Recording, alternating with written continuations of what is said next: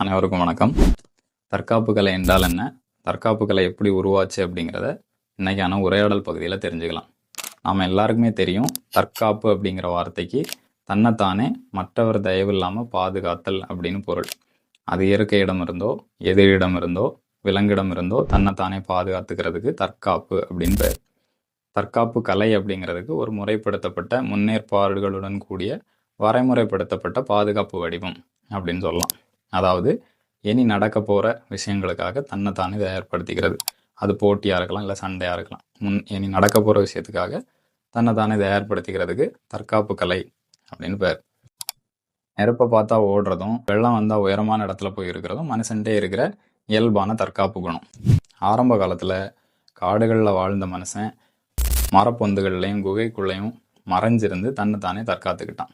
ஆனால் அடுத்த நேரம் உணவு தேவை இருந்ததால் உள்ளே இருக்கிறது தன்னோட வாழ்வாதாரத்தை முடைக்கிறோங்கிறதுனால மனிதன் வெளியே வேட்டையாட ஆரம்பித்தான். ஆனால் மனிதன்கிட்ட இருந்த வேட்டையாடுற யுக்தியும் வலிமையும் குன்றி இருந்ததால் மனிதன் விலங்குகள்கிட்ட தோற்று போயிடுறான். இதனால மனிதன் விலங்குகளோட வேட்டையாடுற முறையை கற்றுக்க ஆரம்பிக்கிறான். அதாவது ஒரு வலிமையான மிருகம் வலிமை குன்றிய மிருகத்தை எந்த மாதிரி வேட்டையாடுது அப்படின்னு. உதாரணமாக ஒரு சிறுத்தை மானை வேட்டையாடுதுங்கிறப்போ அது எப்படி பொறுமையாக பதுங்கி இருந்து பக்கத்தில் வரப்போ அதை பயமுறுத்தி அதை வேட்டையாடுது அப்படிங்கிறத மனுஷன் கவனித்து விலங்குகள்கிட்ட பயன்படுத்துகிறான். இதில் வெற்றியும் பெறுறான். இது அவனோட உணவு தேவையும் அவனோட பாதுகாப்பையும் வலுப்படுத்துது. இப்படி காடுகளில் வாழ்ந்த மனுஷன் நாகரிக வளர்ச்சி அடைகிறப்போ கூட்டம் கூட்டமாக வாழ ஆரம்பித்து அந்த கூட்டத்துக்கு ஒரு தலைவனை உருவாக்குறான்.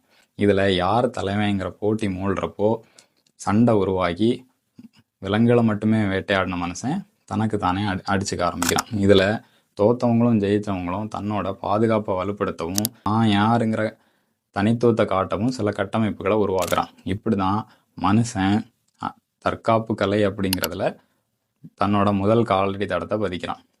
இது எப்படி நாளடைவில் சிலம்பமாகவும் அடிமுறையாகவும் வர்மமாகவும் மாறுச்சு அப்படிங்கிறத இனி வரும் பதிவுகளில் வரிசையாக பார்க்கலாம். இது போல் தற்காப்பு கலை சம்மந்தப்பட்ட பதிவுகளை தெரிஞ்சுக்கிறதுக்கு என்னோட பதிவுகளை தொடர்ந்து பாருங்கள். இதுபோல் இன்னொரு கருத்தோட மீண்டும் சந்திப்போம். நன்றி.